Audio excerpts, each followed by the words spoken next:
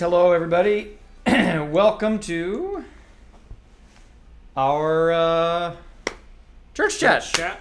We're so glad you tuned October in. 7th. October The 7th. Feast of Our Lady of the Rosary. Indeed. Commemorating the Battle of Lepanto. Yes, that's true. That's true. Shall I move in? Where's a little? Yeah, I think so. I can do that. Look at there we are. Because we live in the same household, so we This is don't true. need to maintain 6 feet. So, how are you all doing? Welcome back to the church chat. So glad to have you. And still not satisfied.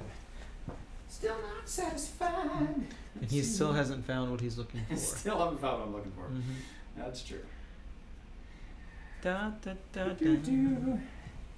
Here we are for episode 263 or whatever we're on. I lost track. How y'all doing? We are your community in the distance. Welcome to the church chat. Today our episode is brought to you by the letter W. Really? Yep, for winning Why? the Battle of Lepanto. No, I'm just joking. Or how about the letter R for Rosary? Okay, Rosary, yes. Letter M, which is an upside down W. The Rosary has turned the world upside down. It's true. It turns our M's upside down.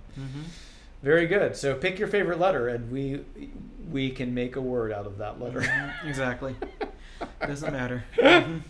Okay, so yes, how are y'all doing? Thanks for tuning in. I see there are some folks here. Are you watching the tube? I'm not right now, no. Okay. Oh yeah, because you got your thing. Well, yeah. So. Oh my. Well, what have you been doing this past week? What's been? Well, I have occupying your time? been. Let's see. What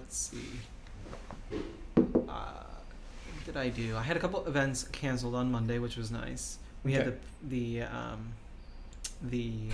school mass yesterday.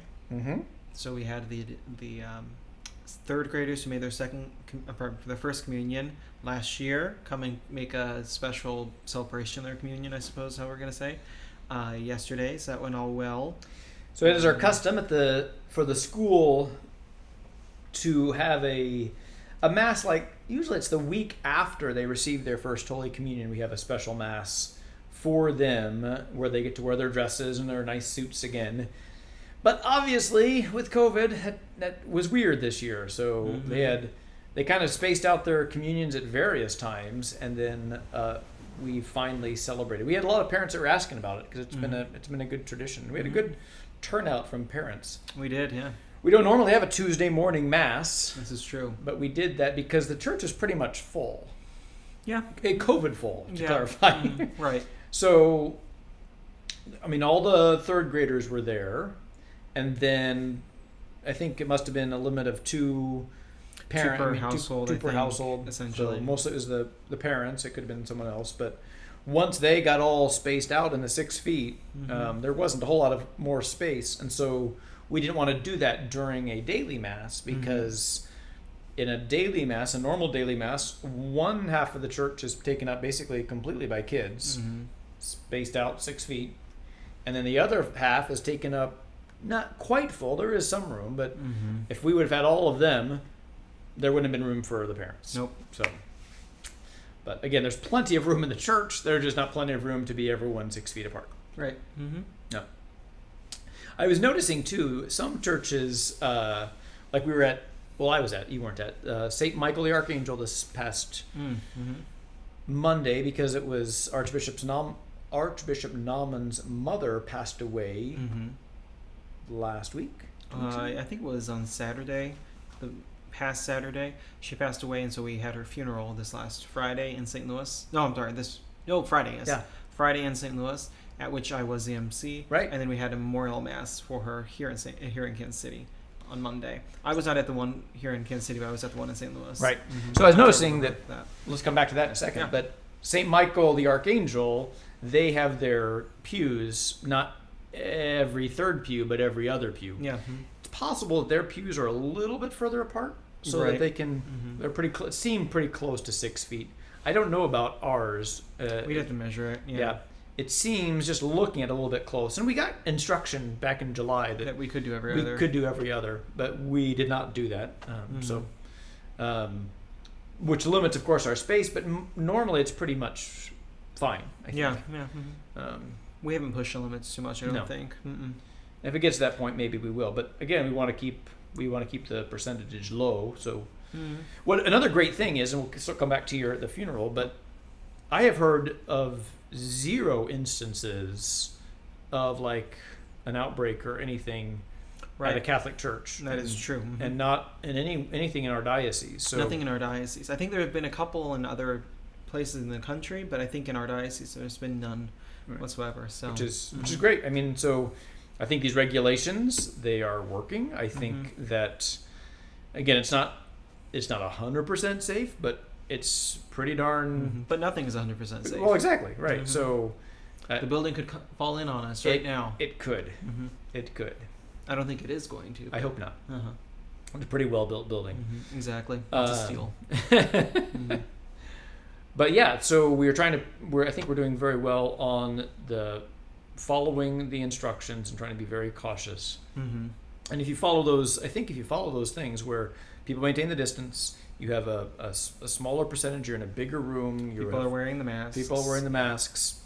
It seems like it's a pretty good safeguard so that we can continue on doing these live ministries that we want to do as a church. So it's been great. So you were at the funeral on Friday. What a great honor that was for you to be the MC there. Mm-hmm. Mm-hmm. So I knew Miss Nauman personally for several years because I helped to care for her a little bit when I was in St. Louis. You brought her groceries, right? Well, we would go grocery shopping together. Oh, good. Yeah, lovely. So we would go grocery shopping, and then I'd come back and help her put the groceries away. And if she needed a light bulb replaced or something of that sort, I'd help her around the house, and then I'd leave. I did that every Friday for basically 4 years. What a great thing. And he's usually pretty quiet about that because he doesn't say, well, I helped out the Archbishop's mom or whatever. So, but what a great ministry that you were doing there and caring for Louise in her elderliness. How old was she then? She passed on at 97 and a half years old. 97 and a half. Mm-hmm. Okay. Yep. She probably stressed that half. Was that right? I don't have no idea. Yeah, it was 97 and a half years old. She, when I was assisting her, would have been 2015, 2019. Yeah, so she would be like 93 to 96 when I was with her. Mm-hmm. So awesome. She was she was a lovely lady. And so my first instance, she came to. I started my priesthood assignment at Curia of Ars. So when I was first ordained, and Charlie McGlynn, Father Charles, Monsignor Charles McGlynn, was the vicar general for the diocese at the time. So Nauman was Curia of Ars was one of the first stops of Archbishop Nauman when we first came to the diocese. Also,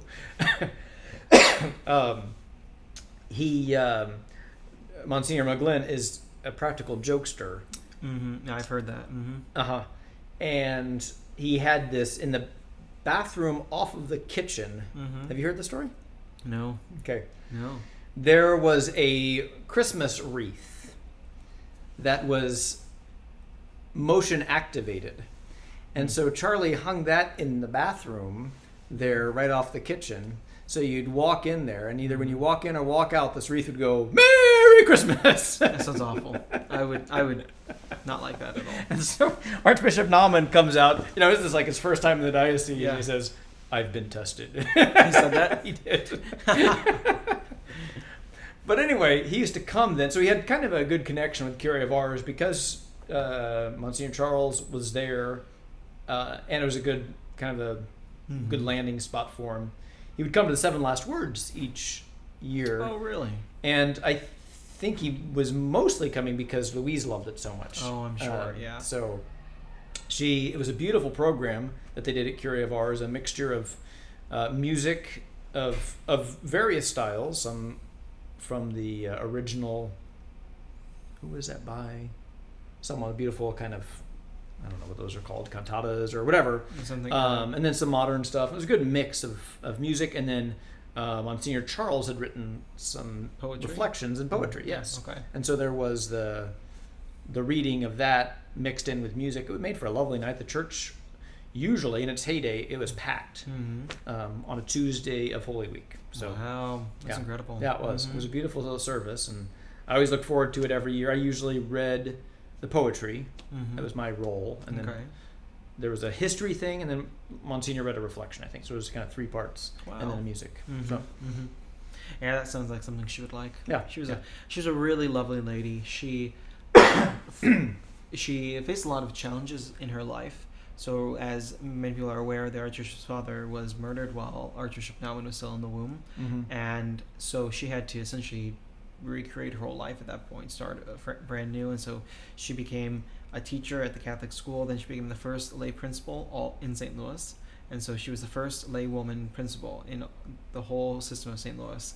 And I don't think I knew that. Oh yeah, she was an incredible woman. She would, I believe the story is, and she told me about this at one point. I don't know how long she did this, but there was at least a period in her life when she would take the kids to Mass every day for school, and then she would go to Mass a second time because she couldn't pay attention when the kids were there because she was working with the kids. Oh. And so she would go to Mass essentially twice a day. Wow. Every day, once with the kids and once so that she could pray. Wow. Which is beautiful. Wow. Yeah, she prayed the rosary every single day. We prayed the rosary together sometimes. She was a really wonderful lady. Beautiful. He has it's a interesting story, sad story. You know, he never knew his father. You know, so that's an interesting piece. I don't think people know necessarily about Archbishop Naumann. He talks about it with some frequency, but he does, yeah. But I mean, why is he like? He's so supportive of like pro-life issues, and for single mothers or whatever. People I think sometimes think that he doesn't care about that or whatever. He does because he's personally invested. Yeah, that's how he was. His mother is a single mother. His mother was a single mother, so in many ways he gets it, and very active in the pro-life. He's the director of the pro-life office for the nation for the USCCB, and so sometimes people I think maybe get a little tired of hearing of pro-life things that he talks about frequently, but that is a passion of him, and initially it comes from his birth, right? Because his dad was murdered while he was in the womb, and he was vulnerable at that time, and I think that's resonated with him his whole life. So it's become a passion for him. So and so you got to do the MC, which means you were the master of ceremony, right? Directing and moving the stuff around, and making sure that. I was reflecting on this. I was asking, is this Archbishop Naumann's first family funeral? I don't know. I presume he's had to have I have no idea. Maybe. No, I don't know. I mean, his mother was 97 years old. Right, and he's 70, right? 70 or 71. I'm sure he had to have a grandparent or something at one point. His grandparents must have. Maybe. That's part of the lovely story about Louise Miss Naumann. She grew up in a relatively non-religious family, so they went to Mass basically twice a year. Okay. And some members of the Legion of Mary came to her parents' home when she was a girl, and they would visit with frequency, trying to get I'm not sure what her maiden name is, but trying to get her parents to go to Mass, and they finally convinced her parents to send Louise to some form of catechesis, CCD of the day, and so she took private lessons with a sister, and she has soaked up the faith, and she eventually brought her parents into the faith. Oh wow, that is beautiful. Oh, lovely. And they became very, very faithful too. And what happened was, and this Miss Naumann told me this herself, and Archbishop mentioned this in the homily, was her husband, who was Joe. Oh, are we having an issue? We seem to be. Was it just momentary, or what? It seems like it's good now, right? We got in the yellow, but I didn't see red. Okay, carry on. Her husband, who was Joe, was in the Second World War, and she prayed so fervently during that time for the protection of Joe that it was a witness to her grandparents, and her faith during that time was a great witness to her grandparents, and they eventually came back to the faith because of that. Isn't that beautiful? That is beautiful. Yeah. Awesome. When people talk about her, they're not, in my mind, And I'm biased here. It's not merely because she is Archbishop Nauman's mother. It's because she's an incredible woman. Yeah. Well, so the reason I was saying that about Archbishop is he mentioned at the memorial, he particularly thanked Porter Funeral Home. I think it was Porter. No, I might have misspoke. He mentioned the funeral home. I believe it was Porter, yeah. Okay. Because they worked with the Kriegsausers in St. Louis. I believe it was the Porters and the Kriegsausers who did that work together.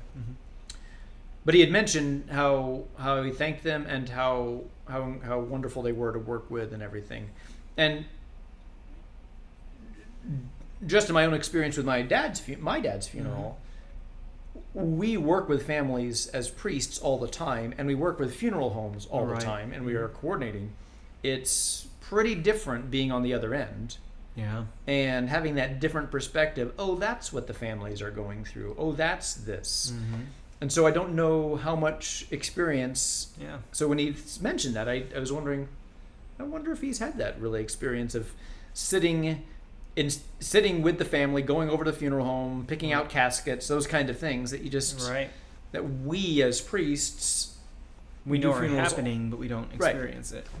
So it was a very interesting experience for me to be there, sitting at the funeral home when I've worked with so many families who are coming just right from that, and they're meeting with me to plan the funeral service or whatever. It gave me a new insight and a more compassion or empathy or whatever to walk with them during that. So there was now at my father's our little planning session, we were all joking around and everything, and the funeral home was saying it's kind of nice to have people joking around because it's not often what we get here. I was like, well, yeah, but he was suffering from Alzheimer's, and if it would have been like one of my nephews or something, that would have been a totally different ballgame. But certainly someone who had been suffering for quite some time with Alzheimer's, although it was sad, it was still mostly a blessing. I think most of us saw. So. Hey, I haven't done my thing yet. I don't know if my sister is watching. I didn't get a little text from her. She usually sends me an image of a church and a person talking for church chat. So let me, she goes, church chat. So I will just go say hi to her real quick on the camera. We've done this almost every episode. I think I missed one, and I think you're right. And I was beside myself. Yeah, I remember that. So, but hello there. In the streets. Hi there, Rachel and Rosalie and Laura and Thomas. And I'm losing the stream again. It's turned to yellow. Oh no! Oh, there's back to green. That's good. So I hope that you are having a great day and that you are doing all kinds of fun things. Now is a good time to be out on the swings because it's lovely weather outside. So I hope you're outside some today. And it was so much fun to celebrate your birthday party. And Rachel, now's a good day to use your binoculars too that you got for your birthday. That's very exciting. You can look and do all the exploring. That's so exciting. So very good, and I hope to see you soon again sometime. And hello to the Dryling girls if you are watching. I hope that you two are having a great day and you are able to get out and do stuff outside today. It's a great day to do that. All right. It's supposed to get up to like what, the 80s today? Yeah, like 97 or something. Really? No, I'm kidding. Oh, I was gonna say. Far too trusting. So, yeah. We, perhaps to Father Ashmore's chagrin, we have not turned on our furnace. So we plowed. Oh, it's not been too bad. We plowed There was through. one night that was pretty cold. There was a couple nights. I think the lowest I saw was 64. Maybe I saw 63. It was getting kind of cold. Our rooms get colder. Are colder, yes. Yeah. There was definitely like a mid-low 50s day, I'm sure. I don't know what I don't know if it's just if we need more insulation or I don't know what's going on. I haven't taken time to look. Yeah. We may need to like switch the furnace or something like that too. Well, we do need to do that, but that wouldn't matter yet, right? Because we haven't turned it on. But I need to make that flip switch. I know I need to do that. Other than that, I don't know what I need to do to make it warmer. But it is. We probably need to do some moving of the vents. Yeah, we might need to reassessing those. Yeah, that's true. Heat rises. See. Yeah. So it should. Yeah, you're right. The warmest part of the house should be the upper, you would think. But you also have different insulation levels, wind. Right. You know. Because actually the warmest area of the house right now is the basement. That is true. That's odd. Because it's been holding the heat. Right. Now. It will not be. Soon enough. But yes, I did not turn on the furnace because I knew that I looked at what the degrees were going to be this week, and I said, if we could just hold off for one more day. Yeah, it wasn't too bad. We got through it all. We did. I wore a sweater for a couple of days, so that was nice. Sweater weather. It's no longer sweater weather. It is not, but it will be soon. It keeps teasing me. Yep. And reasonably soon it'll be time for the fireplace again. That is true. I was thinking about that. We could have an old school fireside chat. It's true. We'd lug all the equipment over, but I don't think they would appreciate us putting a fire in here. Probably not. No. This is a little tiny one, maybe. No. And then have you done any reading or anything? Over the last 2 days, I haven't gotten as much reading done as I would have expected, but I finished my Trinity book, and I'm now working on a book called The Christian State of Life by Balthasar, and it is tolerable. Almost. Hans Urs von Balthasar is considered one of the greatest theologians of the 20th century. Yes. He's brilliant. It was a weak century for theologians. Is that what you're saying? No. There's some really good theologians in the 20th century.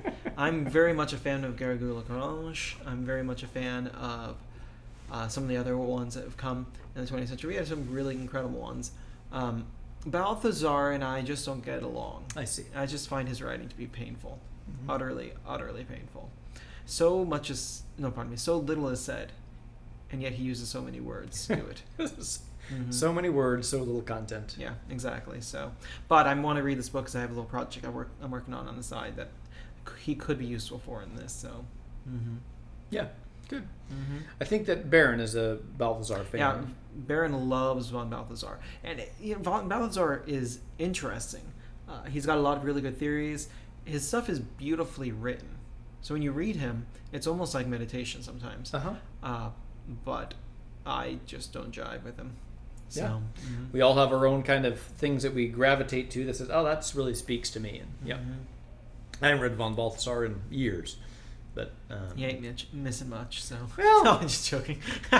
Well, but of course, since, I mean, Barron is pretty, I wouldn't call him a Balthasarian or anything. He is pretty depth. He has a pretty wide breadth. And his first book, in fact, is Aquinas, and so people say, "Oh, you're not Thomistic enough." Well, I think he knows his Thomas pretty well. Oh yeah, absolutely. Well, I always wonder what people mean by someone not being Thomistic enough. There are different ways to be Thomistic. I don't want to get into this as a little bit of an arcane conversation, I suppose. But we need to put up the ash cam again. Perhaps, yeah. There are different ways to be Thomistic. The first way is one that often people fall into, and I don't think is actually helpful, which is to get so versed in Thomas that you can only think in scholastic terms. And I don't think that's how Thomas would do it, because then you don't have the capacity to see good in other theological systems. The second way is to be incredibly versed in Thomas, but have a capacity to speak the language of everybody. And I think that's more what Barron is. He is very versed in scholastic theology, but he has the capacity to engage in so many ways. And I think that's more Thomistic personally. That's more like St. Thomas.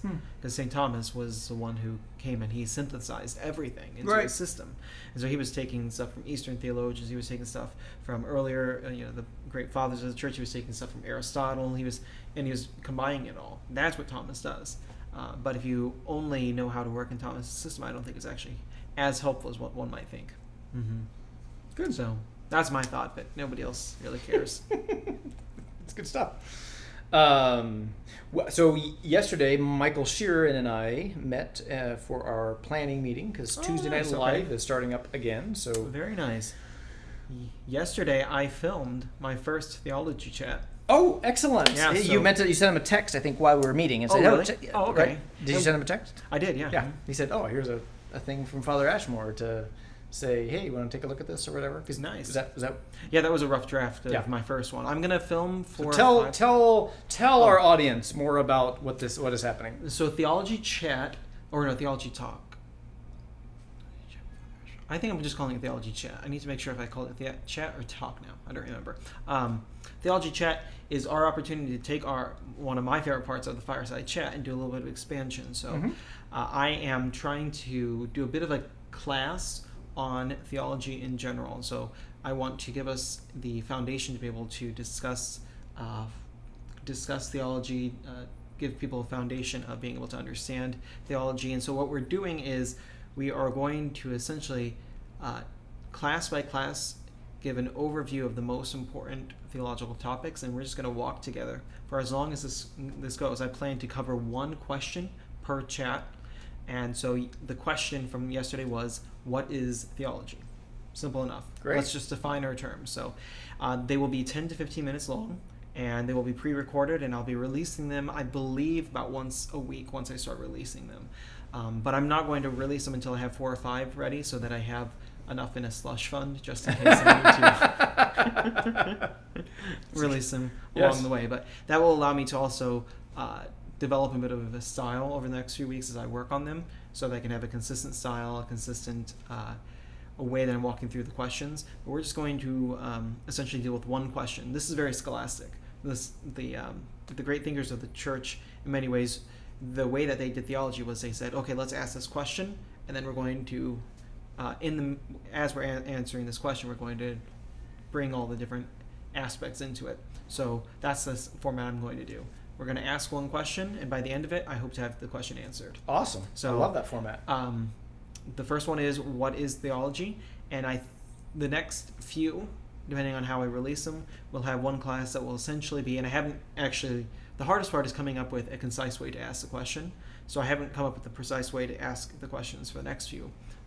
But the next ones will handle how do we value and interpret the church's teachings, the magisterial teachings? How do we value and interpret the sacred scripture? And some other questions about like the theory of how to do theology. So what are the different tools we use, the analogy, or these different ways that we, just like you use a microscope for biology, what are our tools for theology? So that's what we'll be studying. It's 10 to 15 minutes because I want to give us just the foundational topic, and I don't want to get too much in the weeds. So this makes me be concise. I love it. I think it'll be a great program. So I'm so excited about the offerings that we have at our parish. I mean, so we've got now we have the theology chat. Mm-hmm. We have Mary Mueller is doing the walk through the Word on Fire with Bishop Barron. Mm-hmm. We've got the Bible studies. We've got this thing here, Church Chat. Yeah. And then the Tuesday Night Live, which this year our plan is to look at the saints. So what we're going to do is we're going to take a saint. We're going to take the saints from the month. Mm-hmm. So like in November, we're going to pick for each Tuesday one of those saints. That's the pool we have to pick from for November. And then December, so we take 3 or 4. So it's not necessarily their day, but so our first episode, the plan is to do Therese of Lisieux. Very nice. In October. Okay. Teresa of Avila. John Paul II. Very nice. And then this is exciting. That'll be fun. I think so. So hopefully the idea is, from Good Shepherd, we are providing theology, we're providing scripture, and we're providing the lives of the saints. And we're not doing a let's talk about the life of the saint, but we had a great conversation, Michael and I, yesterday, but what can we offer that other people don't? And the basic thing that we can offer is we can offer ourselves. So what speaks to us about this saint, and how does that apply to the current situation or whatever? That's our kind of playing area. This episode is inspired by Therese of Lisieux or whatever. This episode is inspired by Teresa of Avila. We can talk about their writings, we can talk about their lives, we can talk about a point in their life that was inspiring to us or whatever. So that'll be the jumping off point. That'll be great. I think so. I think it'll be really enjoyable. Speaking of saints, I believe this month, and I've mentioned him I think a couple times on this program, but I'm not sure, but I'm very excited because Blessed Carlo Acutis is going to be beatified this month. Is he the soccer guy? No, he is the teenage saint from Italy. Yeah. He's a blessed so far. He's venerable for the moment, but he'll be blessed soon. He died when he was 15, and he's the one who made the online catalog of all of the Eucharistic miracles. Oh, yeah. I really like him. I think he's a really cool kid. And he's going to be beatified at some point this month, and I'm very excited about it. And he was the one that you talked about at the youth group. Exactly, I've talked about it. And is he the guy that's floating up on Facebook all over the place, being incorruptible or whatever? Or? Well, he's not incorruptible. That's not true. They just put a wax coat, silicone wax coating, like they do for a lot of But stuff. that has been popping up. Yeah. That's Fake one thing. news. Yeah, exactly. That's one thing you have to watch out, especially with the idea of incorruptibles. A lot of people claim people are incorruptible. So what is incorruptible? Incorruptible is a miracle with some, and actually very few saints that occurs where after they pass on, their body does not decompose. To be honest, I'm trying to remember. It's always a debate. Sometimes it's a full body. Sometimes it's just like one organ, the heart. That's happened in a couple occasions. Sometimes it's just like the face. It's not common in the life of the saints, and the church actually does not use it as a form of measuring if the person was a saint or not. It's just a random fact that they look up to. They see when we take the body out of the ground, what position is the body, because that could give us data.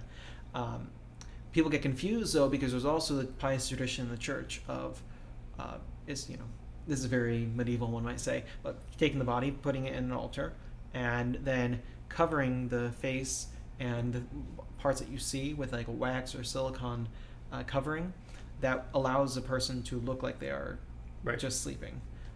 And that's not a long tradition in the church, but it's only been a few hundred years that we've been doing that. It's not entirely unlike being embalmed, right? Yeah, it's very similar. I mean, mostly people like today have been embalmed. Right. So their bodies will be more or less decomposed than the average body from the 19th century. Right. And then we just cover them. Really, it used to be wax coatings. I think we're using silicone coatings now. Less decomposed than the average body from the 19th century. You heard it here first. Yeah, exactly. But because of that, there's been some confusion online. People see pictures of his body because they see the silicone coating and they presume that he is incorruptible. Right. That's not true. Okay. I believe one line that I saw was that he was less corrupted than they thought he might have been. So there was some. Our bodies are made to decompose. God doesn't do this except if He wants to. Particularly teach something in that moment. So we are meant to recycle the earth, right? Exactly. Oh yeah. Mm-hmm. We're gonna get new bodies. Remember that, right? Like, don't hold on too tight to this one. And not just a head with wings. No. All right. Well, I think that pretty much wraps up our topic here for today. Unless you have anything else to add? Nope. Right here. All right. Well, thanks so much for tuning in. And next week, I have a meeting on Wednesday. I'm excited. This is that meeting, maybe I mentioned here about this interfaith justice matters with a variety of pastors from various churches, many Catholics and many people from other faith traditions. And I believe that meeting is next Wednesday. So I think Church Chat will be Thursday next week. Okay. That works for you? I believe so. I haven't looked at it yet. Great. So mark that in your brain that I think next week will be on Thursday instead of Wednesday. I will give you a further update. And if you don't have a brain to mark it in, write it in a calendar. Very good. So mark in your brain or your calendar, whatever works best for you. So and until next time, have a great rest of your week. So I turn this on, and then I turn this on, and